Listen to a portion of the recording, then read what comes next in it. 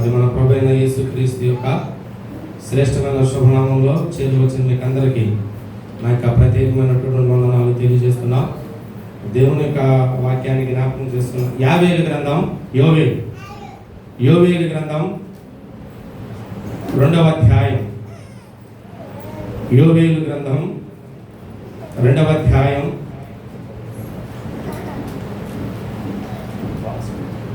యోవేలు గ్రంథం 2వ అధ్యాయం 16వ వచనం. దయచేసి అందరూ ఆ వాక్యాన్ని చూడండి. 753వ పేజీ. దయచేసి బైబిల్స్ ఉన్న వారందరూ యోవేలు గ్రంథం ప్రవక్త అయినటువంటి జోయల్ తను రాసినటువంటి పుస్తకంలో నుండి 2వ అధ్యాయం 16వ వచనం. జనులను సమకూర్చుడి, సమాజ కూటమును ప్రతిష్ఠించుడి, పెద్దలను పిలువనిపించుడి, చిన్నవారిని స్తన్యపానము చేయు బిడ్డలను తోడుకొని రండి. చూడండి, పెండ్లి కుమారుడు అంతఃపురములో నుండి, పెండ్లి కుమార్తె గదిలో నుండి. చెప్పాలి పెండ్లి కుమార్తె ఎక్కడి నుంచి రావాలంట చెప్పాలి. మనం ఆరాధిస్తున్న దేవుడు రావటానికి ఆసీనుడయ్యాడు. మనం ఆరాధిస్తున్న దేవుడు రావడానికి ఆయన అన్ని అక్కడ సిద్ధపరుస్తున్నాడు. అయితే పెండ్లి కుమార్తెగా మనల్ని ఆయన సిద్ధపడమని చెప్తున్నాడు. పెండ్లి కుమార్తెగా మనం ఎక్కడ సిద్ధపరచమని చెప్తున్నాడంటే మన ఇంట్లో కాదు. పెండ్లి కుమార్తెగా మనల్ని సిద్ధపడమని చెప్తున్నాడు అనంటే మనం ఎక్కడ పడితే అక్కడ కాదు. ఆయన ఎక్కడ సిద్ధపడమని చెప్తున్నాడంటే పెండ్లి కుమార్తెను విడిది గదిలో సిద్ధపడాలి. ఏ గదిలో పడితే ఆ గదిలో పెండ్లి కుమార్తె అలంకరించబడదు. అందుకనే వరుడైనటువంటి క్రీస్తుని, వధువైనటువంటి సంగమం మనము ఆయనను ఎదుర్కోవాలంటే మనకి కొన్ని ప్రిపరేషన్స్ అవసరం, మనకి కొన్ని సిద్ధపాటు దినములు అవసరం, మనకి సరి చేసుకోవాల్సినవి ఉన్నాయి. పుట్టినింటిగా నుంచి వచ్చినటువంటి పెండ్లి కుమార్తె డైరెక్ట్ గా ఏంటంటే వరుడు దగ్గరికి వెళ్ళదు. వరుడు దగ్గరికి వెళ్ళాలంటే మధ్యలో ఒక స్టెప్ ఉంది. ఆ స్టెప్పే విడిది గది. ఆరాధిస్తున్న దేవుణ్ణి మనం ఎదుర్కోవాలంటే మన ఇంటికాడుంటే కాదు, మధ్యలో ఒక స్టెప్ ఉంది. ఆ స్టెప్ ఏంటంటే జీవం కలిగిన దేవుని మందిరం. ఆ స్టెప్ ఏంటంటే జీవం కలిగిన ప్రభు సంఘంకు దేవుని బిడ్డలారా, ఈ సంఘంలో మనము సిద్ధపడాలి. ఈ విడిది గదిలో మనము సిద్ధపడాలి. మరొకసారి చెప్తున్నాం, విడిది గదిలో ఉండేది ఎవరో చెప్పండి, పురుషులు చెప్పండి. విడిది గదిలో ఉండేది ఎవరో పెండ్లి కుమార్తె. మరొకసారి చెప్తున్నాం దేవుని బిడ్డలారా, అద్భుతమైన మాట. పెండ్లి కుమార్తెకు ఇవ్వవలసిన విడిది గది ఎవరు? పెండ్లి కుమార్తెకు విడిది గది ఎవరు ఇవ్వాలి చెప్పండి అమ్మ. ఎవరో పెండ్లి కుమారుడు తరపువాడు ఇవ్వాలి. అది వాళ్ళ బాధ్యత, అంతేనా? ఎవరు పడితే వాళ్ళు ఇవ్వకూడదు. ఆరాధిస్తున్న దేవుడు కూడా మనకిచ్చాడు విడిది గది. ఏంటంటే ఇదే, అది మన ఇల్లు కాదు, అది మన సమాజం కాదు. ఆరాధిస్తున్న దేవుడు మనకి ఇచ్చినటువంటి ఈ విడిది గదిలో సంఘముగా మనము సిద్ధపడాలి. మరొక మాట చెప్తాను దేవుని బిడ్డలారా, విడిది గదిలో ఆడపిల్ల తరపు వాళ్ళకి ఏమన్నా ఆటంకాలు వచ్చినా, ఏమన్నా తక్కువైనా మాట వచ్చేది ఎవరికి చెప్పండి? ఎవరికి? అబ్బాయి తరపు. విడిది గదిలో ఎవరికన్నా అమ్మాయి తరపు వాళ్ళకి ఏదన్నా తక్కువ చేసినా మాట వచ్చేది ఎవరికంటే అబ్బాయి తరపు వాళ్ళకి. మరొక విషయం చెప్పంటారా, ఏదన్నా జరిగితే మర్చిపోతామేమో కానీ ఈ పెళ్లిలో ఏ తక్కువైనా జీవితకాలం మర్చిపో. చెప్పండి, మర్చిపోతామా? పెళ్లిలో ఏమన్నా మధ్యలో ఏదన్నా ఎక్కడన్నా ఏదన్నా ఆటంకాలు వచ్చినా తక్కువైనా మర్చిపోతాం. మీరు చూడండి, పెళ్లిలో కనుక ఏదైనా తక్కువైతే ఏమంటే 2000 సంవత్సరాల క్రితం కానాను బిందులో ద్రాక్షరసం తక్కువైంది. ఇప్పటికీ చెప్పుకుంటున్నాగా, చెప్పుకున్నాం లేదా? అంటే పెళ్లిలో ఏదైనా కొదువు ఏర్పడినా, పెళ్లిలో ఏదైనా కొరత ఏర్పడినా ఏమంటే చెప్పకూడదు. కానీ మా వివాహానికి అమ్మగారికి కొన్నేళ్ళు గారు వాళ్ళు ఇల్లు ఇచ్చే విడిది గది, పాస్టర్ గారికి కొన్నేళ్ళు గారు వాళ్ళు ఇల్లు ఇచ్చే విడిది గది. మాట వస్తే ఎవరికి వస్తుంది? మాకే అబ్బాయి తరపులు. మీ గురించి చెప్పామనుకో, పాస్టర్ మా గురించి చెప్పారు, అందుకని మా గురించి చెప్పుకుంటున్నాం. మాట వస్తే ఎవరికి వచ్చిందంటే మాకే వచ్చింది. విడిది గదిలో దేవుని బిడ్డలారా ఏ చిన్న మాట వచ్చినా మర్చిపోం. మా టైం బాగా పోయాము, అన్ని సమకూడి, కానీ వంటోడు బాగా హ్యాండ్ ఇచ్చాడు. దాన్ని ఇప్పటికీ చెప్పుకుంటానే ఉంటున్నాం. చెప్పండి వస్తా కదా.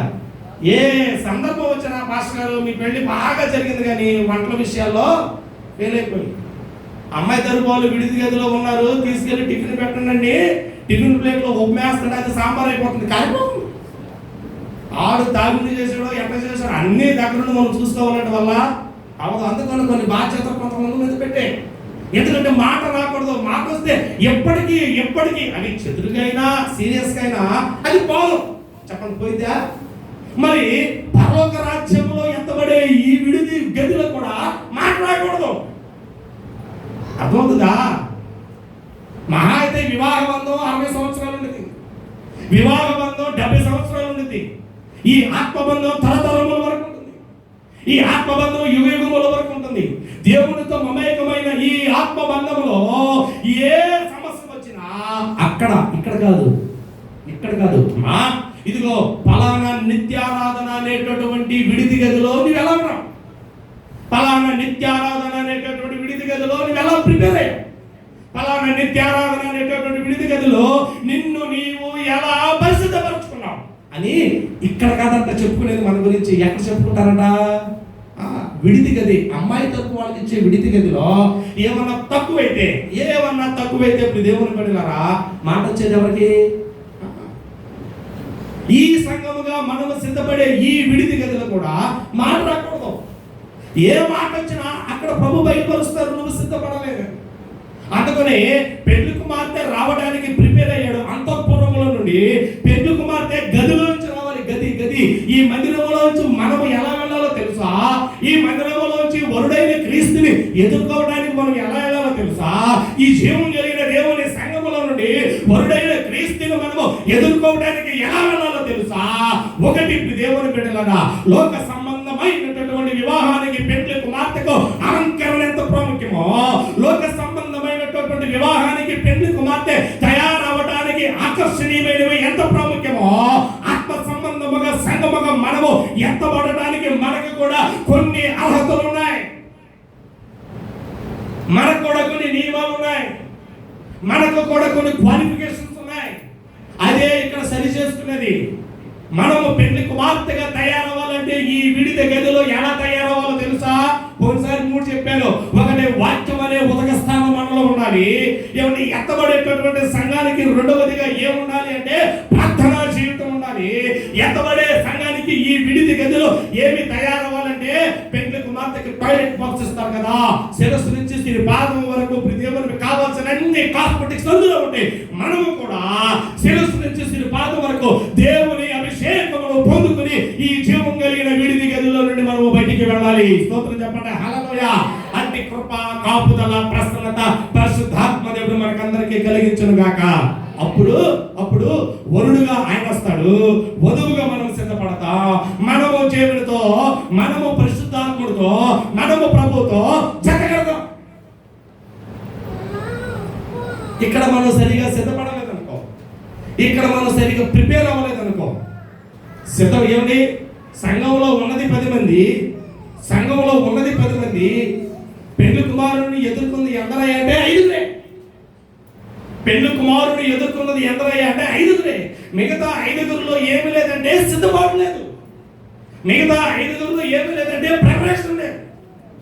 ఏదో ఒక రోజు మన వరుడైన క్రీస్తు రాగమానడం, ఏదైనా ఒక రోజు మనం ఆరాధిస్తున్న దేవుడి పెళ్లి కుమార్తెగా, దేవుడి పెళ్లి కుమారుడిగా అలంకరించుకొని ఆకాశ మహాకాశాలను దాటి మధ్యాకాశములను వచ్చి బోర ఊదిన వెంటనే పెళ్లి కుమార్తెగా తయారైన ఈ సంఘం ఆయనను ఎదుర్కొంటారు. ఆయన ఎదుర్కొన్నప్పుడు నీలో వాక్యం తక్కువైనా నువ్వు ఇక్కడే ఉంటావు, నీలో ప్రార్థన తక్కువైనా నువ్వు ఇక్కడే ఉంటావు, నీలో ఆత్మాభిషేకం తక్కువైనా నువ్వు ఇక్కడే ఉంటావు. నేను ఈ ఎండాకాలం ఈ 4 వారాలు అయిపోయిన తర్వాత నెక్స్ట్ వారం నుంచి తెల్లరగట్ల ప్రార్థనలో యేసుబాబు, శశి, మౌనిక, ఆరాధ్య, హలీల, సంజన, దివ్య, గ్లోరీ, సతీష్, ఇంకా ఉన్నారు యవన గొర్రెలు కాదేశు, ఎనోషు, మధు, వీళ్ళు ఉన్నారు. ఎప్పుడు మేరిం గారు, యెరూషలేము గారు, తబిత, లూదియా, నేను కాదు. నాకు అప్పుడప్పుడు అనిపిస్తుంది వీళ్ళ తరం అయిపోతే నెక్స్ట్ ఎవరు సిద్ధపడాలి కదా. వీళ్ళ తరం అయిపోతే నెక్స్ట్ ఎవరు, వీళ్ళ జనరేషన్ అంటే నేను చెప్పేదా అర్థమవుతుందా? ఎప్పుడు ప్రార్థన చేసేవాళ్ళు అనుకున్నా యెరూషలేము, మేరిమ, లూదియా గారు, తబిత గారు వీళ్ళ కోసం ఎదుర్కోవాల్సి వస్తుంది. నాకు ఒక్కసారి అనిపిస్తుంది వీళ్ళ జనరేషన్ అయిపోతుంది. మరణం చూడక బ్రతుకున్నారు ఎవరు లేరు. దేవుని బిడ్డలారా, వీళ్ళ జనరేషన్ అయిపోయిన తర్వాత నెక్స్ట్ ఎవరు తయారవ్వాలి కదా, ప్రిపేర్ అవ్వాలి కదా, సిద్ధపడాలి కదా. మనం డైరెక్ట్ గా మోతులకు ఏమిటి ఆదివారం రాగానే తీసుకొచ్చి మోతు ఇచ్చి ప్రార్థన చేయమంటే చెయ్యం. చెప్పండి, చేస్తావా? ముందు చిన్న చిన్నగా నేర్చుకోవాలి. ఎక్కడ నేర్చుకుంటాం? తెల్లారుజామున స్తుతులు నేర్చుకుంటాం. ఆ స్థుతులు ప్రార్థనలుగా ఉంటాయి, ఆ ప్రార్థనలు ధూపాలుగా ఉంటాయి, అది ఎడదగగా ఉంటుంది, అది పెనులాడగా ఉంటుంది. దేవుని ప్రారంభంలో మేమందరం కూడా ఏమన్నా ప్రారంభంలో అందరం కూడా అలాంటి మాటలు నేర్చుకుని వచ్చిన వాళ్ళమే, అటు రీతిగా ప్రార్థన చేసుకుంటూ వచ్చిన వాళ్ళమే. ఎందుకంటే సంఘము సిద్ధపడాలి, సంఘము ప్రిపరేషన్లోనికి రావాలి. దీనిలో ఏది తక్కువైనా మనం ఎత్తపడం. చెప్పండి, ఎత్తపడతావా? పెండ్లి ఏమిటి? విడిది గది అనగా ఏంటంటే పెండ్లి కుమార్తె తయారయ్యే గది. విడిది గది అంటే మరొక మాట చెప్తాం, అద్భుతమైన మాట. ఏమిటి? విడిది గదిలోనికి తీసుకొచ్చే అమ్మాయి పుట్టింటిగా నుంచి వచ్చినటువంటి అమ్మాయి లాగా ఉండదు. చెప్పండి, ఉండిదా? పుట్టింటిగా నుంచి అమ్మాయిని విడిది గదిలోనికి తీసుకొచ్చే బట్టలు వేరు, అందం వేరు, సహజం వేరు. ఆ విడిది గదిలో నుంచి మండపానికి వచ్చే దేవుని బిడ్డలు అన్ని మారిపోతాయి. ఒక దేహం తప్ప అన్ని మారి వచ్చేటప్పుడు అక్కడి నుంచి జడేసుకొచ్చింది, ఇక్కడ ముడేసుకునేది. చెప్పండి, వాస్తవా కదా? పుట్టింటిగా నుంచి జడే, ఇక్కడికి రాగానే అది ముడవుతుంది. అందుకనే సంఘముగా ఎత్తబడేటప్పుడు ఈ విడిది గదిలో అన్ని ప్రిపరేషన్స్ ఉండాలి మనకి. ఒకటి, వాక్యం తక్కువైనా మనం ఎత్తబడం, మనము. రెండవది, ప్రార్థన తక్కువైనా ఎత్తబడం. మూడవది ఏది తక్కువైనదంటే అభిషేకం తక్కువైనా, ఆత్మాభిషేకం తక్కువైనా మనం ఏడ ఉండాలని కాదు కదా ప్రభు రక్తాన్ని కాచింది. మనం ఏడ ఉండాలని కాదు కదా ప్రభు తన రక్తాన్ని చిందించింది. మనం ఇక్కడ మిగిలిపోవాలని కాదు కదా ప్రభు ఆఖరి రక్తము బొట్టు వరకు మన కొరకు రక్తాన్ని కాచింది. మనము ఇక్కడ వారవి కాదు కదా, మనము భూమి మీద నివసించేవాళ్ళం కాదు. మన యాత్ర భూలోకంలో అంతమైపోయే యాత్ర కాదు. యుగయుగాలు దేవుడితో జతకట్టే యాత్ర, యుగయుగాలు ప్రభుతో మమేకమయ్యే యాత్ర, యుగయుగాలు ప్రభుతో మనము దేవుని బిడ్డలారా పరిశుద్ధుల సమూహంలో, పరిశుద్ధుల సహవాసంలో నిత్యము పరిశుద్ధుడు అని ఆయనను ఎదుర్కొనే యాత్ర. ఈ యాత్రలో, ఈ పెళ్లి కుమార్తె సిద్ధపాటులో ఏది తక్కువైనా ఓరుడు మనల్ని ఎంచుకోడు. చెప్పండి, ఎంచుకుంటాడా? విడిదిగా ఎందుకు ఇస్తానంటే అమ్మాయిని అందంగా తయారు చేయలేదు, అమ్మాయిని వివాహానికి తయారు చేశాడు. ఈ విడిది గదిలో మనము తయారవ్వాలి. కొన్ని వారం 3 చెప్పాను, 3 ఈ వారం దేవుని బిడ్డలారా విడిది గదిలో పెళ్లి కుమార్తె తయారవడానికి 4 చెప్పరా ఖచ్చితంగా ఉండవలసిన. పెళ్లి కుమార్తె తయారవడానికి 4 ఏముంటుందంటే అత్తరు వాసన. చెప్పండి, ఉండిద్దా? సెంట్ ఉండదా? చెప్పండి, పర్ఫ్యూమ్స్ ఉండవా? పర్ఫ్యూమ్స్ అయినా అవే, సెంట్ అయినా అవే. అప్పట్లో అత్తరు, ఇప్పుడు పర్ఫ్యూమ్స్. అంతేనా? అప్పట్లో అత్తరు, ఇప్పుడు పర్ఫ్యూమ్స్. ఆ పూలు పెడతారు దేవుని పెట్టారు, ఏంటంటే వాసన. ఏమని విడిది గదిలోనికి తీసిన వెంటనే దేవుని పెట్టారా మురుకంపు కొట్టింది అనుకో, పాడు వాసన వచ్చింది అనుకో, చెప్పండి, ఇస్తాము కదా? ఇది ఇస్తావా? చెప్పండి, ఇస్తావా? పెళ్లి కుమార్తె ఆ గదిలోనికి వెళ్ళగానే దేవుని మీద పెళ్లి కుమార్తె తయారవడానికి, దేవుని మీద పెళ్లి కుమార్తె సిద్ధపడడానికి ఓ చక్కని పర్ఫ్యూమ్స్ వాడతారు. ఎప్పుడు వాడేది ఒక రకమే. చెప్పండి, అంతేనా? ఎప్పుడు వాడేది దేవుని బిడ్డలు అలా ఒక రకమే. ఆ రోజు మాత్రం చాలా రకాలు వాడతాం. చెప్పండి, వాడతావా లేదా? నాకు తెలియదు కానీ అప్పుడప్పుడు వీళ్ళు అనుకుంటుంటే ఇంట రెప్పలు కూడా వాడతారంట, ఇంగ్లీష్లో పాలిష్లో ఏమండి గోళ్ళకి గోళ్ళ రంగులు వాడతారంట, అది వాసనే. తలగే వాడతారమ్మా, అలవాట్లేదని చెప్పమాకండి. తలగే వాడతారు సీరం, అదిగో సీరం, మామూలు వాళ్ళు కాదు మనం. సీరం అది ఒక వాసన, చీరకు ఒక వాసన, ఒంటికి ఒక వాసన, పౌడర్ ఒక వాసన. పౌడర్ వేసే లోపల ఇదేమన్నా వీళ్ళ ఫెవికల్ కాదు, అదేంటి సారీ ఆ ఫేరులో ఒక వాసన, రకరకాలమైన వాసనలు, ఎక్కడ లేని వాసన అంతా మా దగ్గర ఉండేది. మంచిదే చెప్పండి, మంచిదే దేవుని బిడ్డలారా. అంటే వధువులు అనేకమైనటువంటి దేవుని బిడ్డలారా సువాసనలు వెదజల్లాలి. ఎందుకంటే అబ్బాయి పక్కన కూర్చోగానే, వరుడు పక్కన కూర్చోగానే దుర్వాసన రాకూడదు, చెడు వాసన రాకూడదు. నేనంటాను ఈ 60-70 ఏళ్ళ నుండి వివాహ బంధానికి ఒక మరైతే 2 గంటలు 3 గంటల్లో అయిపోయే వివాహానికి ఇంత డబ్బు ఖర్చు పెట్టి సువాసన వెదజల్లితే యుగాలు ప్రభుతో ఏకమయ్యే మన బంధానికి మనం ఎంత సువాసనలు వెదజల్లాలి. దాని అర్థం ఏంటో తెలుసా? సువాసనలు వెదజల్లే పెళ్లి కుమార్తెలు అన్న అర్థం ఏంటో తెలుసా? సాక్ష్యం. చెప్పండి ఏంటది? సాక్ష్యం. మన సాక్ష్యం సువాసనలు వెదజల్లాలి. మన సాక్ష్యం దేవుని బిడ్డలారా ఏమంటే మన సాక్ష్యం సువాసనలు వెదజల్లాలి. విడిది గదిలో పెళ్లి కుమార్తె అలంకారంలో వాడే 4వది సువాసన. ఈ సువాసన దేవుని బిడ్డలారా పరిశుద్ధాత్మ దేవుడు మనకేమి నేర్పిస్తున్నాడంటే మనము కూడా మన సాక్ష్యము పరిమళ వాసనగా, మన సాక్ష్యము ఇంపైన సువాసనగా, మన సాక్ష్యము ఇంపైన ధూప వాసనగా వెదజల్లాలి. ఈ రోజు సంఘాల్లో ఏ వాసన ఉంటుందంటే దుర్వాసన. ఈ రోజు సంఘాల్లో ఏ వాసన ఉంటుందంటే చెడ్డ వాసన. తైలము మంచిదే, అత్తగుడ్డలు మంచిదే. ప్రసంగికి ఎంతకంత అంటాడు 10వ అధ్యాయంలో బుక్కావాణి తైలం అంటే ఆ తైలం చాలా విలువైనది. బుక్కావాణి తైలం చాలా విలువైన తైలం. అది పూజానికి తీసుకొచ్చారంట. ఆ పూసే తరుణంలో దానికి మూతలు పోయేసరికి అందులో ఏం పడ్డాయంటే ఈగలు పడి ఆ తైలము దేవుని బిడ్డలారా ఆ వాసన ఏమైందంటే దుర్వాసన వచ్చేసింది. ఆ వాసన ఏమైందంటే దేవుని బిడ్డలారా దుర్వాసన వచ్చేసింది. ప్రసంగికి ఎంతకంత అంటాడు 10వ అధ్యాయంలో దేవుని బిడ్డలు చూడండి ఒకసారి. ప్రసంగికి ఎంతకంత 10వ అధ్యాయం 1వ వచనంలో చెప్పండి, చాలా స్పీడ్గా ఉన్నారా? ప్రసంగి 10:1 బుక్కడు కాదమ్మా ఆ బుక్కావాణి తైలములో చచ్చిన ఈగ పడుట చేత అది చెడు వాసన. ఈ రోజు ఈ విడిది గదిలో చెడు వాసన. ఈ రోజు సిద్ధపడే ఈ వధువు సంఘంలో మన సాక్ష్యము సువాసన. కొంతమంది అంటారు నా కొడుకు సాక్ష్యం బాగుండిద్దయ్యా, మా అమ్మాయి సాక్ష్యం బాగుండిద్దయ్యా, మా తల్లి సాక్ష్యం బాగుండిద్దయ్యా, ఇదో నా అన్నదమ్ముల సాక్ష్యం బాగుండిద్దయ్యా, నా అక్క చెల్లెండ్రుల సాక్ష్యం బాగుండిద్దయ్యా, నా తోబుట్టుల సాక్ష్యం బాగుండిద్దయ్యా. నేనంటాను నీ కొడుకు గురించి నీ సాక్ష్యం చాలు. మీ అన్న చెల్లెళ్ళ గురించి, మీ అన్నదమ్ముల గురించి నీ సాక్ష్యం చాలు. చెప్పండి, చెల్లిద్దా? కోర్టుకి వెళ్తాం, కోర్టులో సాక్ష్యాధారులు పరిశీలన చేస్తారు. ఆ సాక్ష్యంలో రక్త సంబంధ సాక్ష్యం చెల్లిద్దా? చెప్పండి, చెల్లిద్దా?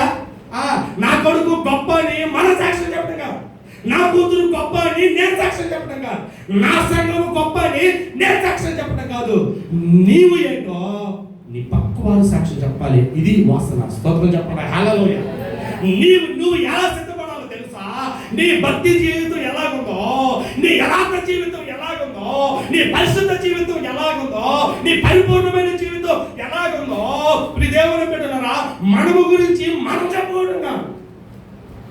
మన గురించి ఎవరు చెప్పాలంటే బయట వారు చెప్పాలి. అరే పలానా సంఘస్థులు చాలా పరిశుద్ధులు, పలానా సంఘస్థులు చాలా యథార్థత కలిగిన వాళ్ళు, పలానా సంఘస్థులు దేవుని బిడ్డలారా శాపకుడి మాట ధోరణులు, పలానా సంఘస్థులు భక్తిలో వెనకంజ వేరు, పలానా సంఘస్థులు ఎన్ని అపాయాలు వచ్చినా ఓట్లలో పడరు, వెనకంజ వేరు, భక్తిలో వెనకబడరు అని నీ గురించి, నా గురించి, మన గురించి సాక్ష్యము బయట వినబడాలి. బయట వినబడితే ఆ సాక్ష్యాన్ని విన్న ప్రజలు నిన్ను గురించి తెలుసుకుంటారంట. దేవుణ్ణి స్తోత్రం చెప్పండి. హల్లెలూయా. ఎవరి గురించి తెలుసుకుంటారు? నీవు భక్తిలో ఎంత నిలకడగా ఉన్నావో, నీవు భక్తిలో ఎంత యథార్థంగా ఉన్నావో, నీవు భక్తిలో ఎంత నిపుణత కలిగి ఉన్నావో, నీవు భక్తిలో దేవుని బిడ్డలారా ఎంత పరిశుద్ధంగా ఉన్నావో, దేవుని బిడ్డలారా నిన్ను గురించి నీ పక్కవారు. అర్థమైందా? అంటే మీ గురించి నేను చెప్పే సాక్ష్యం చాలా అర్థమవుతుందా? మీ గురించి బయట సేవకులు సాక్ష్యం చెప్తారే అది చాలా గొప్ప సాక్ష్యం. పలానా శాలేము సంఘస్థులు నెంబర్ వన్ అండి. వాళ్ళు సమస్యలు వచ్చినా దైవజనులను వదిలిపెట్టాల, ఇబ్బంది వచ్చినా సంఘాన్ని వదిలిపెట్టాల, ఆటంకాలు వచ్చినా ప్రభువుని వదిలిపెట్టాల, ఎన్ని అపాయాలు వచ్చినా యథార్థతలో భక్తిలో వాళ్ళు వదిలిపెట్టలేదని మన గురించి బయట వాళ్ళు ఇచ్చేదే సువాసన. స్తోత్రం చెప్పండి. హల్లెలూయా. పాపాత్మురాలైన స్త్రీ యేసుక్రీస్తు వారు పలానా ఇంట్లో ఉన్నాడని తెలిసి ఆ ఇంట్లోనికి వచ్చి ఏం చేస్తుందో తెలుసా? అచ్చ జడా మాంసంతో కూడినటువంటి విలువైన అత్తరుని తీసుకుని ప్రభు పాదాల దగ్గర పడేస్తున్నారు. ప్రభు పాదాల దగ్గర పడేస్తున్నారు. దాని అర్థం ఏంటో తెలుసా? బోధకుడా, ఒకప్పుడు నాది పాపపు జీవితం, ఒకప్పుడు నాది మురుగు పట్టిన జీవితం, ఒకప్పుడు నాది దుర్వాసనతో చచ్చిన కప్పుతో కూడిన జీవితం, ఒకప్పుడు నా వాసన సరిలే, నా బ్రతుకు సరిలే, నా జీవితం సరిలే. ఈ రోజు వచ్చేసరికి నేను ఏం చేస్తున్నానో తెలుసా? ఈ రోజు వచ్చేసరికి నేను దానిని ఏం చేస్తున్నానో తెలుసా? నా సాక్ష్యాన్ని నీ పాదాల దగ్గర పడేస్తాను. ఇదే మాట మత్తయి గారు రాశారు, ఇదే మాట మార్కు గారు రాశారు, ఇదే మాట యోహాను సువార్తలో కూడా రాయబడింది, ఇదే మాట లోక గారు కూడా రాశారు. ఆమె ఒకప్పుడు పాపాత్మురాలు, ఒకప్పుడు సాక్ష్యం పనిచేయాలి, ఒకప్పుడు ఆమె సాక్ష్యం సరిలేదు, ఒకప్పుడు ఆమె సాక్ష్యం సరైన త్రోవల్లో లేదు. ఎప్పుడైతే విడిది గదిలోకి వచ్చినో యేసుక్రీస్తు వారు ఒక గదిలో వాక్యాన్ని చెప్తున్నాడని విని, యేసుక్రీస్తు వారు ఒక గదిలో వాక్యం చెప్తున్నాడని అంగీకరించి ఆ వాక్యం చెప్తూ ఉంటుండగా యేసుక్రీస్తు వారు పాదముల దగ్గరకు వచ్చి విలువైన అత్తరులను తీసుకొని ప్రభువు పాదాల దగ్గర పోసి పేతురు అన్నాడు, ఏమ్మా అమ్ముకుంటే కొన్ని వేల రూపాయలు వస్తాయి కదా, చాలా విలువైనది కదా, ఎందుకు దుర్వడి దీని ఎందుకు వేస్ట్ చేసి ప్రభు పాదాల దగ్గర పడేసావంటే ప్రభు అంటాడు, ఈమె విలువైనది నా దగ్గరకు వచ్చిందంటే ఆమె సాక్ష్యము నా పాదాల దగ్గర. ఈ రోజు నీ సాక్ష్యము, నా సాక్ష్యము, మన సాక్ష్యము ఎక్కడ ఉండాలంటే ప్రభు దగ్గర ఉండాలి. బైబిల్ గ్రంథంలో పేరు గాంచిన గొప్ప సాక్ష్యవంతుడు ఎవరో తెలుసా? బైబిల్ గ్రంథంలో పేరు గాంచిన గొప్ప సాక్ష్యవంతుడు ఎవరో తెలుసా? ఒక భక్తుడి గురించి దేవుడిచ్చిన సాక్ష్యం. నీ గురించి నేను ఇచ్చేది కాదు, మీ గురించి నేను ఇచ్చేది కాదు. ఒక భక్తుడి గురించి దేవుడిచ్చిన సాక్ష్యం ఏంటో తెలుసా? ఎవరితో ఇస్తున్నాడో తెలుసా? దేవుడు సాతానుతో చెప్తున్నాడు. దేవుడు సాతాను గారికి సవాల్ చేస్తున్నాడు. సదరా భూమి మీద ఎన్ని ఖండాలు ఉన్నా, ఎన్ని దేశాలు ఉన్నా, ఎన్ని రాజ్యాలు ఉన్నా, ఎన్ని రాష్ట్రాలు ఉన్నా, ఎన్ని జిల్లాలు ఉన్నా, ఎన్ని మండలాలు ఉన్నా, ఎన్ని పల్లెటూరులు ఉన్నా నాకు సంబంధమే. ఊజు అనేటటువంటి ప్రాంతంలో యోబు అనేటటువంటి ఒక భక్తిపరుడు ఉన్నాడు తెలుసా? అతగాడు చాలా యథార్థం. స్తోత్రం చెప్పండి. హల్లెలూయా. ఎవరి గురించి ఎవరు సాక్ష్యం ఇచ్చారు? భూమి మీద ఉన్న యోబు గురించి పరలోకంలో ఉన్న దేవుడు సాక్ష్యం ఇచ్చాడు. ఈరోజు మన సాక్ష్యం ఎలా ఉంటుంది? ఈరోజు మన సాక్ష్యపు బ్రతికి ఎలా ఉంటుంది? ఈరోజు మన సాక్ష్యపు జీవితం ఎలా ఉంటుంది? సంగమా, మనం ఎందుకు భక్తి చేస్తున్నాం అంటే సంపాదన కోసం కాదు. మనం ఎందుకు భక్తి చేస్తున్నాం తెలుసా? ఆయన వచ్చినప్పుడు ఆయన దగ్గర ఉండాలి, ఆయనతో మనం జత కట్టాలంటే ఒకటి వాక్యంలో మనం లీనమవ్వాలి, రెండో ప్రార్థనలో లీనమవ్వాలి, మూడవదిగా దేవుని బిడ్డలారా ఆత్మాభిషేకంలో లీనమవ్వాలి, నాలుగవదిగా దేవుని బిడ్డలారా ఏంటో తెలుసా? మన సాక్ష్యాన్ని మనం కాపాడుకోవాలి. మన సాక్ష్యాన్ని మనం కాపాడుకోవాలి. సాక్ష్యం కనుక కోల్పోయామనుకో, సాక్ష్యం కనుక వద్దనుకున్నామనుకో, యోబు సాక్ష్యం చెడగొట్టడానికి సాతాను అన్ని ప్రయత్నాలు చేసింది. యోబు సాక్ష్యాన్ని పోగొట్టడానికి సాతాను చేయని ప్రయత్నాలన్నీ లేవు. ఆస్తిని దూరం చేసింది, అంతస్తులు దూరం చేసింది, దేవుని బిడ్డలారా పిల్లలను దూరం చేసింది, భార్యను దూరం చేసింది, ఆరోగ్యాన్ని దూరం చేసింది, నెమ్మదిని దూరం చేసింది, సంతోషాన్ని దూరం చేసింది. ఎన్ని దూరం చేసినా దేవునితో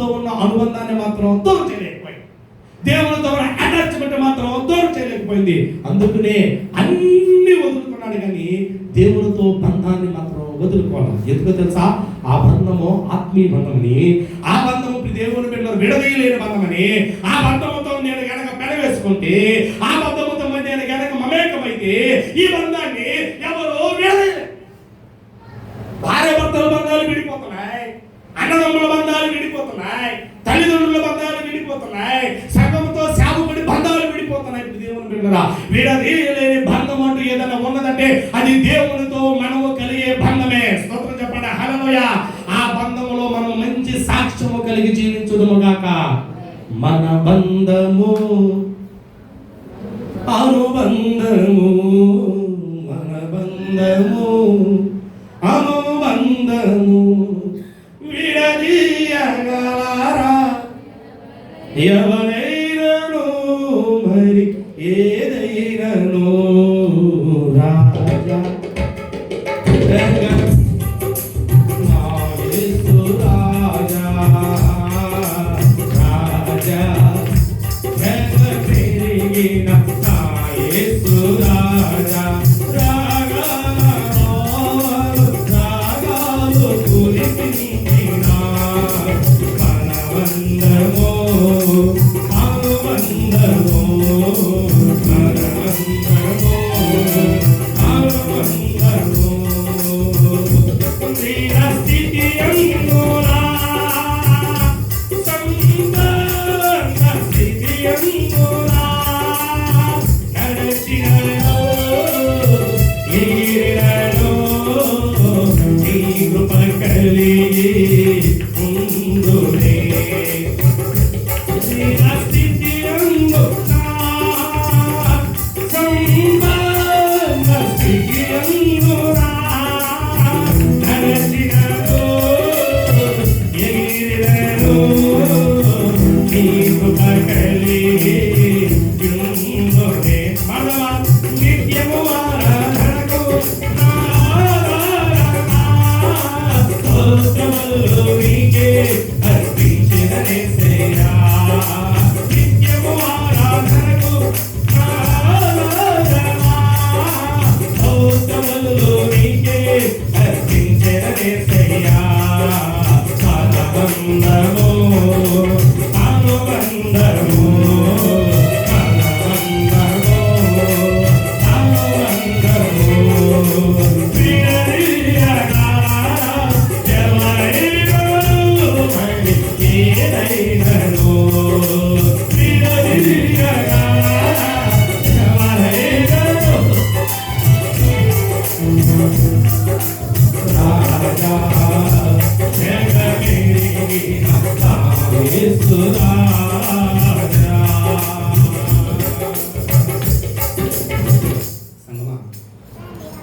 పెండ్లి కుమార్తెగా ఏమండి, పెండ్లి కుమార్తెగా మనం ఇక్కడ అలంకరింపబడేటటువంటి విడిది గదిలో నాలుగవదిగా మనం ఏమి కాపాడుకోవాలంటే, మనం నాలుగవదికి ఏం సరి చేసుకోవాలంటే మన సాక్ష్యాన్ని సరి చేసుకోవాలి. బైబిల్లో లూదియా అనేటటువంటి ఒక స్త్రీ ఉంది. పౌలు గారు వాక్యం చెప్తున్నాడు. ఆ పని ఏంటంటే వ్యాపారం. ఏ వ్యాపారం అంటే అత్తర్ బొట్టులు, కలరాగుళ్ళు ఇలాంటివి అమ్ముకుంటూ వెళ్తుంది. పెనాయిల్ బాటిల్ ఇవన్నీ అమ్ముకుంటూ వెళ్తాను. అమ్ముకుంటూ వెళ్ళేటప్పుడు దేవుని బిడ్డలారా, అమ్ముకుంటూ వెళ్ళేటప్పుడు దేవుని బిడ్డలారా, వాక్యం వినపడుతుంది. వాక్యం వినపడుతుంటే ఆమె తన వ్యాపారాన్ని పక్కన పెట్టి, తన పనిని పక్కన పెట్టి, తన రాబడిని పక్కన పెట్టి దేవుని బిడ్డలారా ఎక్కడికి వచ్చిందంటే, పౌలు గారు ప్రసంగం చెప్తుంటే అక్కడికి వచ్చి వాక్యాన్ని వింటారు.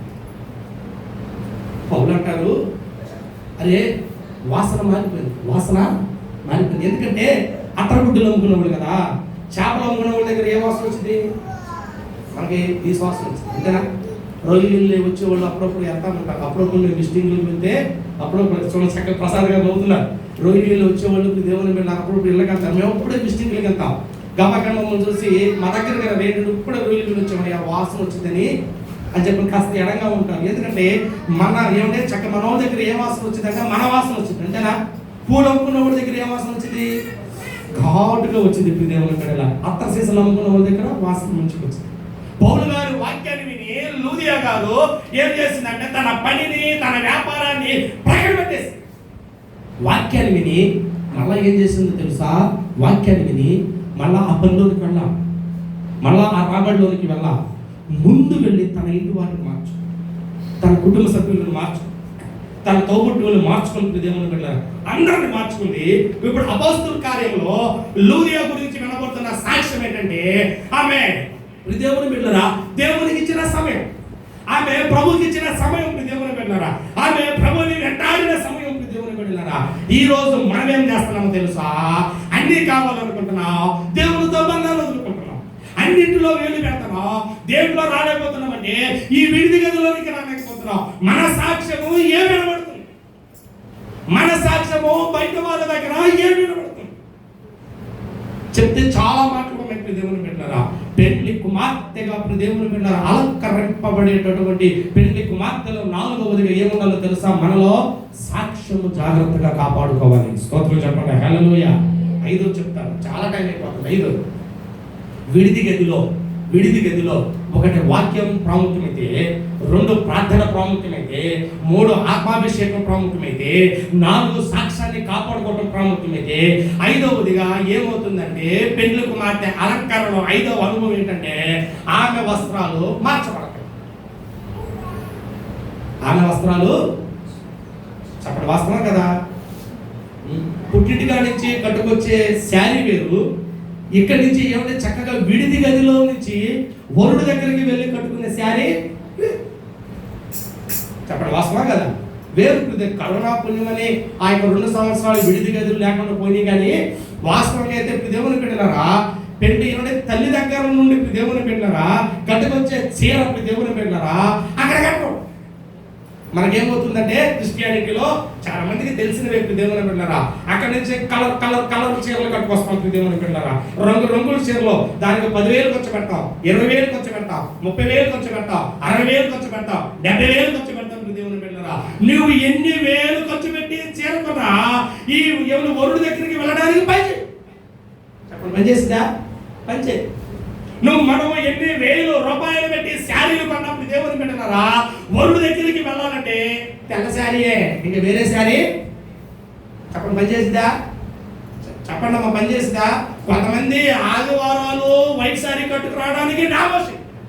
అదే పెళ్లిలో పెళ్లి కుమారుడు దగ్గరికి దేవుని కట్టుకొచ్చే శారీ వైట్ శారీ, ఆటకు వచ్చి డిజైన్లు, రంగులు, కొనుగోలు అయిపూసి పూసి కొంచెం అట్రాక్ట్ చేస్తున్నారు. కానీ కలరు చెప్పండి, కలరు వైట్ దేవుని బిడ్డలారా, కలరు వైట్ దేవుని బిడ్డలారా. అయితే విడిది గదిలో పెళ్లి కుమార్తె వస్త్రాలు మార్చబడతాయి.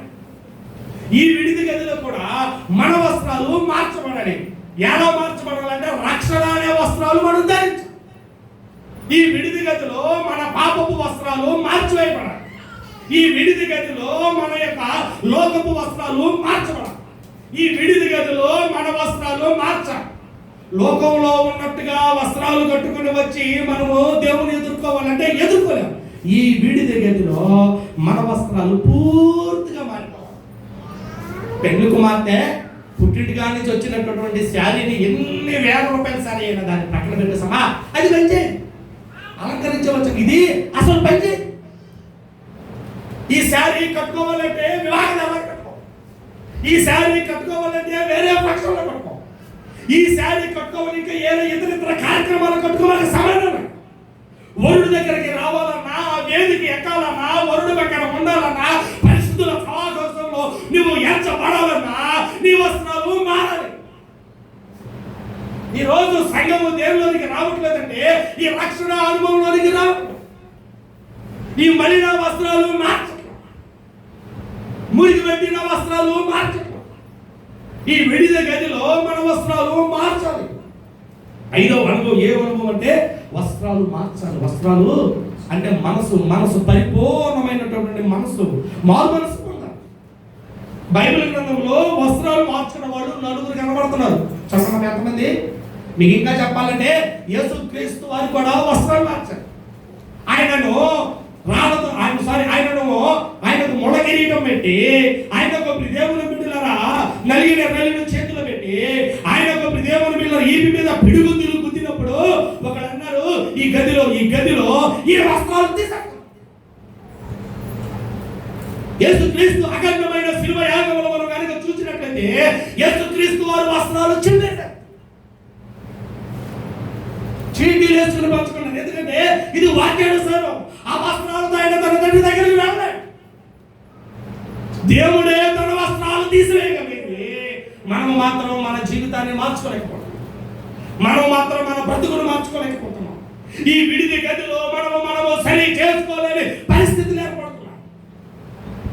తండ్రికి ఇద్దరు కొడుకులు లోక సువార్తమానంలో మనకు కనబడతారు. పేర్లు అయితే రాయబడలేదు కానీ పెద్ద కొడుకు చిన్న కొడుకు అని రాయడు. పెద్ద కొడుకేమో తండ్రితో ఉన్నాడు. చిన్న కొడుకు వచ్చేసరికి అయితేనేమో సహవాసాలు పడి వ్యసనాలకు పడి జోదాలకు బానిసైపోయి తండ్రిని విడిచి వెళ్ళిపోయాడు. కుటుంబాన్ని కాదని వెళ్ళిపోయాడు, సంఘాన్ని కాదని వెళ్ళిపోయాడు, సహవాసాన్ని కాదని వెళ్ళిపోయాడు. నాకే సహవాసం వద్దు నానా, ఈ తండ్రి కొడుకుల బంధం నాకు వద్దని తెచ్చుకున్నాడు. వాళ్ళ అన్న దగ్గరికి వెళ్ళి అన్నయ్య అన్నదమ్ముల బంధం నాకు వద్దని తెచ్చుకున్నాడు. పడివాళ్ళ దగ్గరికి వెళ్ళి పడివాడు యజమానుడైన బంధము నాకు వద్దని తెచ్చుకున్నాడు. తల్లి దగ్గరికి వెళ్ళి తల్లి కొడుకుల బంధం వద్దని తెచ్చుకున్నాడు. ఏ బంధం కావాలనుకున్నాడంటే లోక బంధం కావాలనుకున్నాడు. ఏ బంధం కావాలనుకున్నాడంటే ఫ్రెండ్స్ బంధం కావాలనుకున్నాడు. ఏ బంధం కావాలనుకున్నాడంటే తాగుడు బంధం కావాలనుకున్నాడు. ఏ బంధం కావాలనుకున్నాడు దుర్వ్యాపారాలు అనే బంధం కావాలనుకున్నాడు. వెళ్ళిపోయాడు. అన్ని బంధాలు తెచ్చుకుని వెళ్ళిపోయాడు. బంధాలు తెచ్చుకోవటం పెద్ద గొప్పగా, బంధాలు ఒక్క అడుగు బయటికి వేసుకుని వెళ్ళిపోవడం పెద్ద గొప్ప కాదు. వెంటనే వెళ్ళిపోవటం. తిరిగి రావడానికి మొక్కం చెప్పండి. తిరిగి రావడానికి మొక్కం చెప్పండి. తిరిగి రావడానికి మొక్కం వెళ్ళిపోవడానికి ఆ కోపంలో ఆ యొక్క ఫ్రస్ట్రేషన్ లో ఆ యొక్క దేవుని బిడ్డలారా ఆ యొక్క చికాకులో ఈ బంధం ఏముందని తెచ్చేసుకుని వెళ్ళిపోవడానికి ప్రయత్నిస్తాం. తెచ్చుకోవడం పెద్ద గొప్ప కాదు. ఊరినే తెగిపోతుంది. దారం చిపురు తెచ్చేసినట్టు తెచ్చేసుకుంటాం. కానీ అతుక్కోవాలంటే చాలా చెప్పాలి అతుక్కోవాలంటే చాలా కష్టం. చిన్నప్పుడు ఎన్నో తరగతితో తెలియదు కానీ ఒక పద్యం గుర్తుకొచ్చింది. ఇనుము విరిగనేని తెలీదా? ఇనుము విరిగనేని కాల్చి అమ్మ చదవరా మీ గమని భాగం ఉంది. ఇనుము విరిగనేని కాల్చి అతికించవచ్చు, మనసు విరిగనేని మన చేర్చ రాదయ్య విశ్వధాభిరామ వినరా. ఏమైనా శతకాలకు దేవుని బిడ్డలారా, ఇనుము కనుక దిగిపోతే దాన్ని కాల్చి అంటించవచ్చు. మనసు విరిగిపోతే రాదుకో. దేవుడితో బంధాన్ని తెచ్చుకోలేము. మనం ఏం చేస్తున్నామంటే ఈ బంధాలను తెచ్చుకుంటున్నాం. సంఘం వద్దని, సహవాసం వద్దని, దైవజనుడు వద్దని ఏమైనా సంఘ బంధాలను తెచ్చుకుంటున్నాం. ఈ చిన్న కొడుకు ఏం చేశాడంటే అన్నీ తెచ్చుకున్నాడు. తండ్రి దగ్గరికి వెళ్ళి తండ్రితో బంధాన్ని తెచ్చుకున్నాడు. తల్లి దగ్గరికి వెళ్ళి తల్లితో బంధాన్ని తెచ్చుకున్నాడు. అన్నదమ్ముడి దగ్గరికి వెళ్ళి అన్నదమ్ముడి బంధాన్ని తెచ్చుకున్నాడు. పడివాళ్ళ దగ్గరికి వెళ్ళి పడివాళ్ళ బంధాన్ని తెచ్చుకున్నాడు. లోకసువార్తమానము 17వ అధ్యాయంలో రాయబడిన సంఘటన ఏంటో తెలుసా? ఆయన అన్ని బంధాలు తెచ్చుకుని ఫ్రెండ్స్ తో మమేకమై దుర్వ్యాపారాలు చేసి అన్ని కోల్పోయాడు. అతగాడికి అన్ని కోల్పోయి అతగాడికి మనసు మారి బుద్ధి వచ్చి ఇప్పుడు అనుకుంటున్నాడు, నా తండ్రి దగ్గర చాలా పనివాడు ఉన్నారు, తండ్రితో కొడుకు నేర్పించుకునేదానికి, అన్నదమ్ముడి దగ్గరికి వెళ్ళి తమ్ముడు నేర్పించుకునేదానికి, తల్లి దగ్గరికి వెళ్ళి అమ్మా నేను నీ కొడుకుని అని అనిపించుకునేదానికంటే పనివాళ్ళ దగ్గరికి వెళ్ళి ఒరే నీతో పాటు నన్ను కూడా పనివాడిగా చేర్చుకుంటా, ఒక ముద్ద పెట్టడం చాలు అంటే మొహం చల్లట్లా. ఎవరికి బంధాలు తెలుసుకుని వెళ్ళిపోయి మళ్ళీ తండ్రి దగ్గరకు వచ్చిన వాడికి మొహం చెట్టు. కానీ ఎప్పుడైతే తండ్రి దగ్గరకు వచ్చాడో లోకసువార్త మనం మీరు చూడండి 15వ అధ్యాయంలో తండ్రి దగ్గరకు వచ్చాడో ఆ తండ్రి అంట అతగాడిని గదిలోనికి తీసుకెళ్ళి అలాగే అతగాడి గదిలోనికి తీసుకెళ్ళి అతగాడికి శిరస్సు మీద నుంచి సిరిపాదం వరకు శుభ్రంగా తలస్నానం చేయించి ఆ మురికిని కడిగి ఆ యొక్క పాపాన్ని కడిగి ఆ శాపాన్ని కడిగి ఆ దుర్దశను కడిగి ఆ యొక్క మలినాన్ని కడిగి ఆ యొక్క వ్యసనాన్ని కడిగి అతగాడి ఒక ప్రశస్తమైన వస్త్రాలు ధరించాడు. ప్రశస్తమైన వస్త్రాలు ధరించి సమాజానికి తన పనివారికి పరిచయం చేస్తున్నాడంట. ఈ నా కుమారుడు ఒకప్పుడు తెచ్చుకుని వెళ్ళిపోయిన మాట వాస్తవమే, ఒకప్పుడు వదులుకుని వెళ్ళిపోయిన మాట వాస్తవమే. అయితే ఇప్పుడు ఏంటో తెలుసా, మారాడు. దానికి సాదృశ్యమే అతగాడి వస్త్రాలు మార్చబడ్డాయి. దానికి నిదర్శనమే అతగాడి వస్త్రాలు మార్చబడ్డాయి. దేవుని బిడ్డలారా, మనము కూడా ఈ వస్త్రాలతో, ఈ మలినమైపోయిన దేహాలతో, ఈ మురుగు పెట్టిన వస్త్రాలతో ఆయనను ఎదుర్కోలే. హాస్పిటల్లో కొంతమంది చనిపోతారు. మీరు చూడండి, హాస్పిటల్లో కొంతమంది చనిపోతారు. హాస్పిటల్లో చనిపోయిన వాళ్ళకి డెడ్ బాడీకి దేవుని బిడ్డలారా కవర్ చుడతారు. నాకు తెలియదు, మా బావగారికి కోవిడ్ వచ్చినప్పుడు హాస్పిటల్లో ఉన్నాం కదా, టికెట్ కొట్టినప్పుడు దేవుని బిడ్డలారా మా ప్రక్కనే ఒక రోజు రాత్రి అయితే ఆ ఒక్కరోజు రాత్రి 52 మంది చచ్చిపోయారు. ఒక్కరోజు రాత్రి 52 మంది చచ్చిపోయారు. మాకేమో రూమ్స్ ఇవ్వట్లా, మార్చిని దగ్గర కనిపెట్టుకుని ఇప్పుడు దేవుని బిడ్డలారా ఐసీయూ కన్సిడర్ దగ్గర చక్కగా కనిపెట్టుకుని చూసుకుంటే ట్యాబో ఒకటి తీసుకొస్తున్నాడు, నల్ల కవర్లో చుట్టి జిప్పేసి పక్కన పడేస్తున్నారు. ట్యాబో ఒకటి తీసుకొస్తున్నారు, జిప్పేసి పక్కన పడేస్తున్నారు. ఆ ఒక్కరోజు రాత్రి 52 మంది శవాల మధ్యలో ఉన్నారు. 52 శవాలు చుట్టూ అవే శవాలు. నేను 52 శవాలను చూసిన అన్నింటిలో ఈ నల్ల జిప్పేసి ఇప్పుడు దేవుని బిడ్డ కవర్ వేసి జిప్పేసి పక్కన పడేస్తున్నారు. ఏంటండి ఇదంటే, హాస్పిటల్లో ఎవరు చచ్చిపోయినా నల్ల వేసి అదే పోలీస్ అధికారులు కానీ, అదే ఆర్మీ అధికారులు కానీ ఎవరైనా చనిపోతే వాళ్ళ మీద జెండా వేస్తారు. వాస్తవం కదా, వాళ్ళ మీద జెండా వేస్తారు. నీవు నేను చేస్తే ఏంటంటే అక్కడ సామా ఏదో ఆకాశంలో ఉన్న గంగాజలం అమృతం తాగి ఎల్లకాలంలో ఏడే ఉన్నట్టు అనుకుంటున్నాం. ఏదో ఒక రోజు మనం మార్చబడాలి. వస్త్రాలు మారుట అనగా లోకములో నుండి రక్షణలోనికి రావడం. వస్త్రాలు మారుట అనగా పాపములో నుండి దీవులోనికి రావడం. వస్త్రాలు మార్చబడటం అనగా మనము మన హృదయాలు సరి చేసుకోవడం. అదే ఈ వీడిది నేను ఏదో వస్తున్నామా, విన్నామా, రూపాయి కానుకేసినా వెళ్ళేమన్నది మనకి కావాల్సింది. కానుకలు ఇంపార్టెంట్ కాదు, వస్త్రాలు మార్చబడటం ఇంపార్టెంట్. బైబిల్ గ్రంథంలో చెప్పుకుంటే చాలా మంది వస్త్రాలు మార్చుకున్నారు. ఇలా చెప్పుకుంటూ వెళ్తే ఈ యొక్క విడిది గది గురించే సంవత్సరం చెప్తా ఈ యొక్క విడిది గది గురించి చెప్పి దేవుని బిడ్డల. కానీ ఇక్కడ మనం పెళ్లి కుమార్తె లోక సంబంధమైన విడిది గదిలో వరుడు దగ్గరికి వెళ్ళడానికి పెళ్లి కుమార్తె ఎలా రెడీ అయ్యిందో ఇక్కడ మనము దేవుని ఎదుర్కోవడానికి కొన్ని రెడీ అవ్వాలి. వాటిలో ఒకటి వాక్యం, వాటిలో ఒకటి ప్రార్థన, వాటిలో మరొకటి దేవుని ఆత్మాభిషేకం. అది గత వారం ధ్యానించుకున్నాం. ఈ వారంలో దేవుని బిడ్డలారా 2 విషయాలు చెప్పాను. ఒకటి మన సాక్ష్యము శ్వాసములు కదా చల్లాలి ఈ విడిది గదిలో. రెండవదిగా ఈ విడిది గదిలో మనం ఎలా తయారవ్వాలంటే మన ఆలోచనలు మారాలి, మన మనస్సు మారాలి, వస్త్రాలు మార్చబడాలి. దేవుని బిడ్డలా ఎంతగో పరిశుద్ధాత్మ దేవుడు జ్ఞాపకం చేస్తున్నాడు. జకరియా పుస్తకం చూడండి ఒకసారి. జకరియా పుస్తకం చూస్తే 3వ అధ్యాయం అక్కడ చక్కగా మనకు అర్థమయ్యే రీతిలో చెప్తాడు. అక్కడ జకరియా గ్రంథం 3వ అధ్యాయం. అమ్మ పేజ్ నెంబర్ చెప్పండి ఒకసారి. 775 జకరియా పుస్తకం 3వ అధ్యాయం 3 నుండి కొన్ని మాట్లాడు చూడండి ఒకసారి. పిక్కలు యెహోషువ మలిన వస్త్రములు ధరించిన వాడై దూత సమూహములో నిలబడి దూత దగ్గర నిలిచి ఉన్న వారిని పిలిచి ఏంటంటే ఏ బట్టలు? మైల బట్టలు తీసివేయడని ఆజ్ఞాపించి నేను నీ దోషములను పరిహరించి ప్రశస్తమైన వస్త్రములతో నిన్ను అలంకరించుచున్నాను. స్తోత్రం చెప్పండి. హల్లెలూయా. యెహోషువ అంటే దేవుని బిడ్డలారా దూత దగ్గర నిలబడ్డాడు. దేవుని సమూహము దగ్గర నిలబడ్డాడు. దేవుని సమూహము దగ్గర నిలబడితే ఆ బిడ్డ ఆ యొక్క యెహోషువ వస్త్రాలు ఎలా ఉన్నాయంటే మైలు అయిపోయాయి. సారగం పడుతుంది, తాగుడు పడుతుంది, అనేకమైన పొడ వస్త్రాలు వస్తుంది. ఇదిగో ఈ వస్త్రాలతో వాడి దగ్గరికి వెళ్ళాం.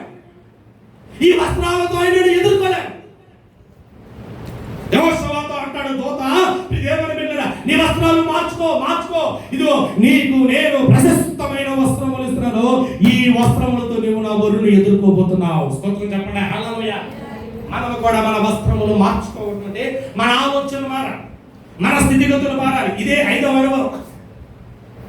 ఆరోది చెప్పమంటారా ముగిమంటారా? చెప్పమంటారా ముగిమంటారా? మౌనం అయిపోయారండి. మొత్తం మీద అర్థం చెప్పడం వాక్యం చెప్పమంటారా ముగిమంటారా?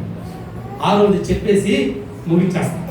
ఎందుకంటే వచ్చే వారం ఈ విడిది గది మేడ గది, ఈ విడిది గది మేడ అంటే వాక్యం అదే, అనుభవే వాక్యం అదే. చెప్పాను కదా, ఎక్కువ ప్రసంగాలను మీకు సంవత్సరం చక్కగా గుర్తుపెట్టుకోండి. నెలకు ఒక ప్రసంగం చెప్తున్నా, దాన్నే వివరిస్తున్నా. జనవరి నెల అంతా కూడా దీపాలు కాపాడుకోవడం చెప్పాను. ఫిబ్రవరి నెల అంతా కూడా ఎరుకొని కట్టకూడదని చెప్పాను. మార్చి నెల ఏప్రిల్ నెలలో నక్కలను కొట్టుకోండి అని చెప్పాను. అంతేగా మధ్యలో ఒక్కొక్క వారం బయట ప్రసంగాలు వచ్చాయి. ఈ 5వ నెలలో విడిది గదను, 5వ నెలలో విడిది గదను అది పోయిన వారం అయింది. ఈ వారం 2వ అనుభవాల్లో దేవుని బిడ్డలారా చెప్తున్నా.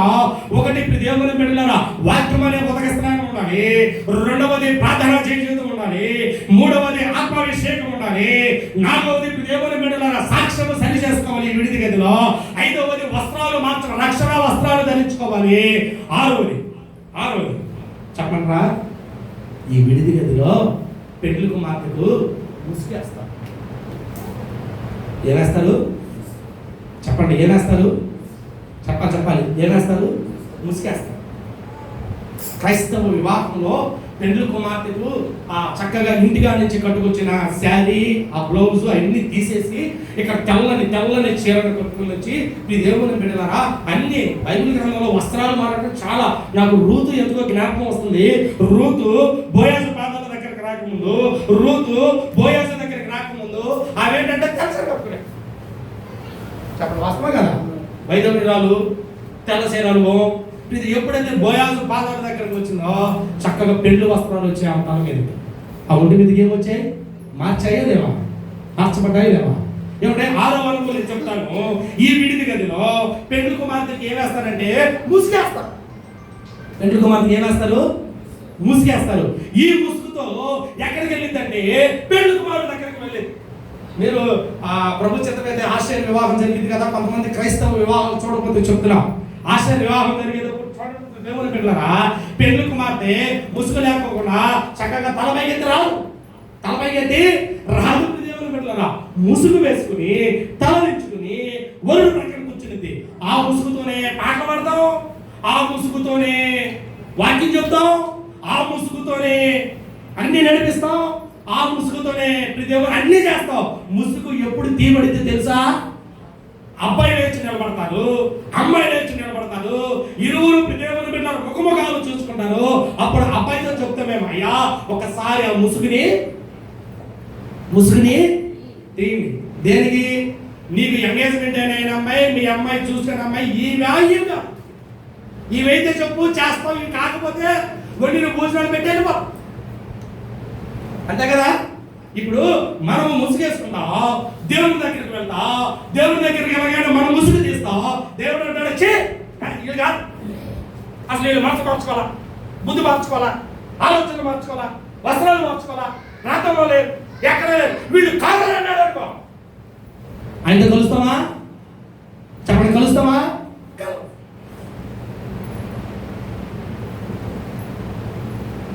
ఇస్సాకుకి వివాహం చేయడానికి ఎలియాజరు ప్రయాణమయ్యాడు. లాబాను గారి దేవుని బిడ్డల చెల్లెలు ఉంది రెపకమును తీసుకుని ఒంటి మీద ఎక్కించుకొని వస్తున్నాడు. ఇంచుమించు చాలా దూర ప్రయాణం, నెల ప్రయాణం దేవుని బిడ్డల ప్రయాణం చేసి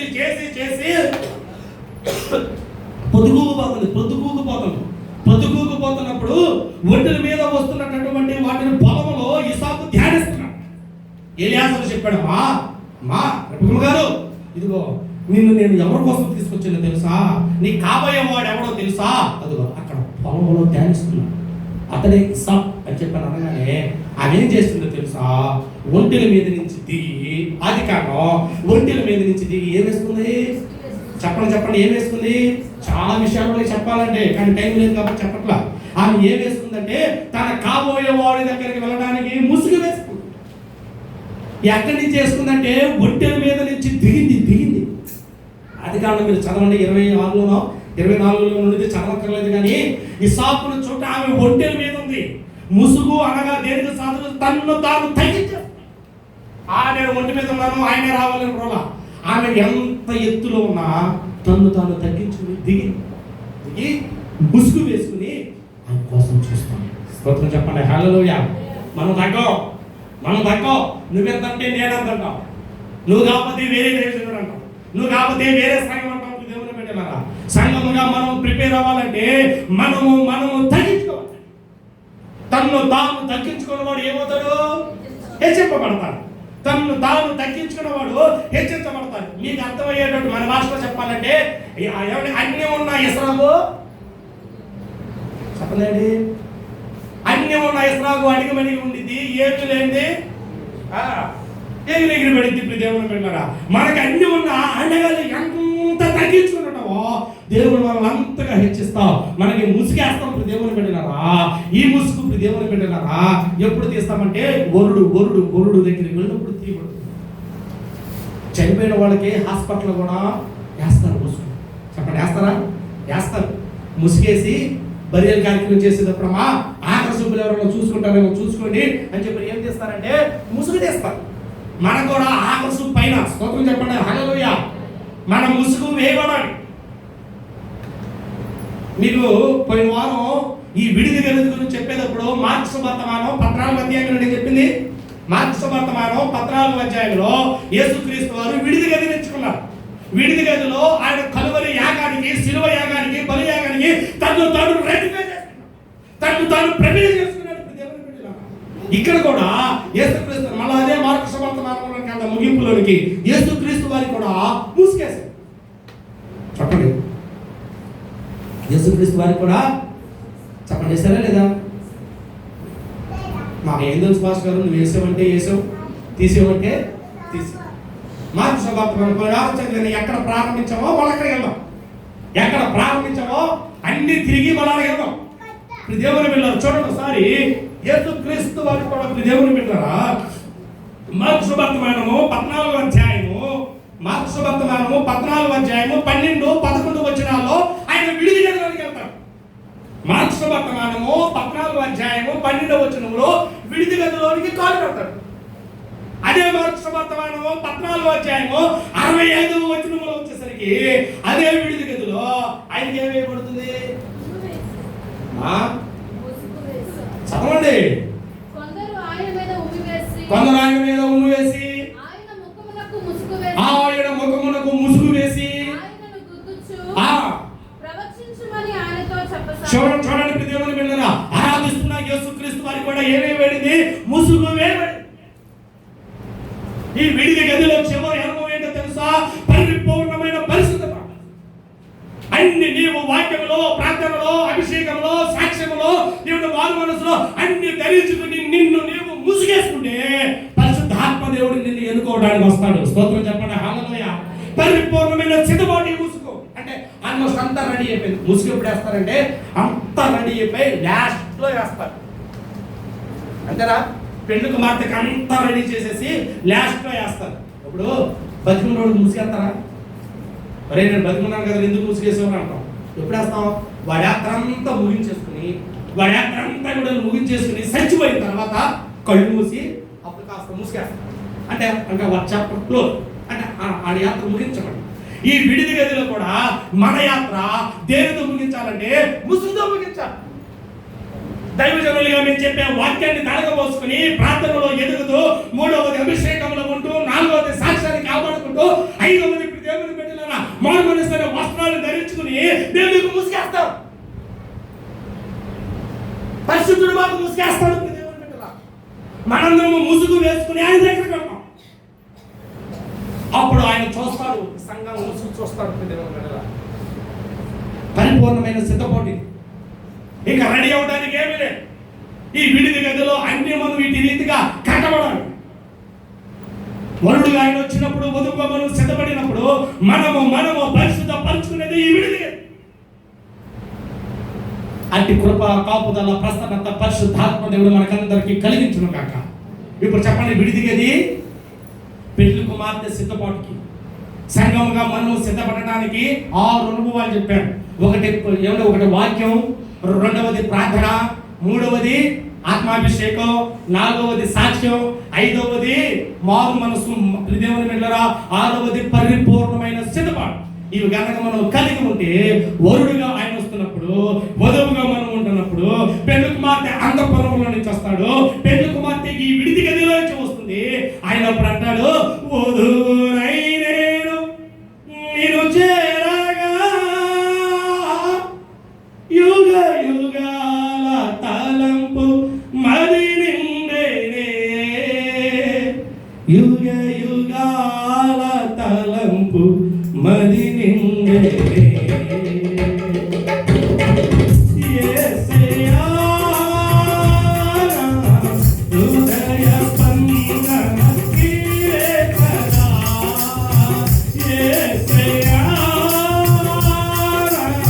హృదయ స్పందన నీవే కదా, విశ్వమంత నీ నామము కరణీయము, విశ్వమంత నీ నామము కరణీయము. యేసయ్యా హృదయ స్పందన నీవే కదా.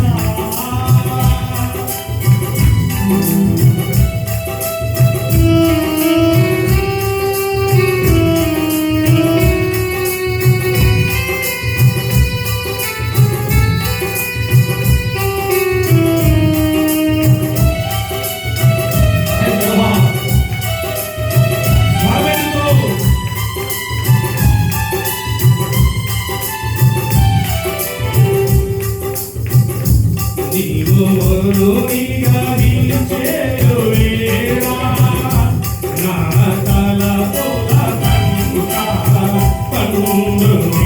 నీవు వరుడిగా నిలిచేరు వేళ, నా తలపుల కంట పండునే. వరుడై నిన్ను చేరగా యుగ యుగాల తలంపు మది నిండేనే, వరుడై నిన్ను చేరగా యుగ యుగాల తలంపు మది నిండేనే, యుగ యుగాల తలంపు మది నిండేనే. యేసయ్యా హృదయ స్పందన నీవే కదా, విశ్వమంత నీ నామము కరణీయము, విశ్వమంత నీ నామము కరణీయము, విశ్వమంత నీ నామము కరణీయము, విశ్వమంత నీ నామము కరణీయము. వరుడై నిన్ను చేరగా, వరుడై నిన్ను చేరగా, వరుడై నిన్ను చేరగా, యుగ యుగాల తలంపు మది నిండేనే, యుగ యుగాల తలంపు మది నిండేనే. వరుడై నిన్ను చేరగా యుగ యుగాల తలంపు మది నిండేనే, యుగ యుగాల తలంపు మది నిండేనే. యేసయ్యా హృదయ స్పందన నీవే కదా, నీవే కదా, నీవే కదా, విశ్వమంత నీ నామము కరణీయము, విశ్వమంత నీ నామము కరణీయము, విశ్వమంత నీ నామము కరణీయము, విశ్వమంత నీ నామము కరణీయము, విశ్వమంత నీ నామము.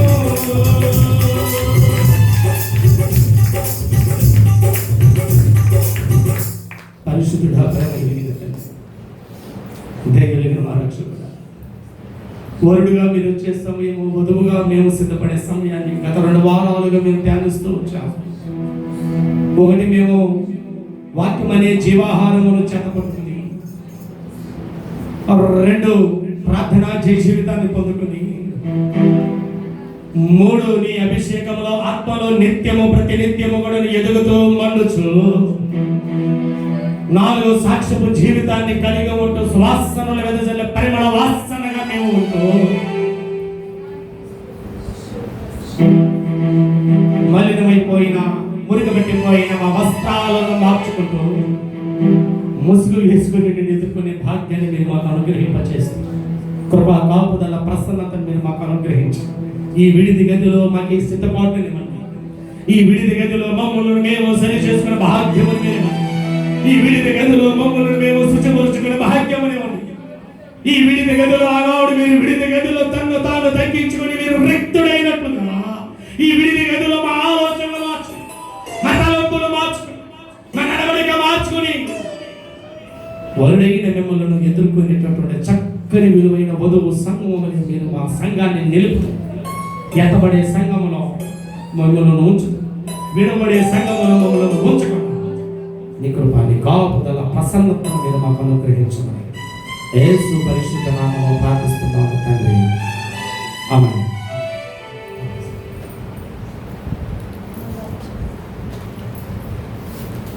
దయచేసి అందరూ లేచి నిలబడదాం.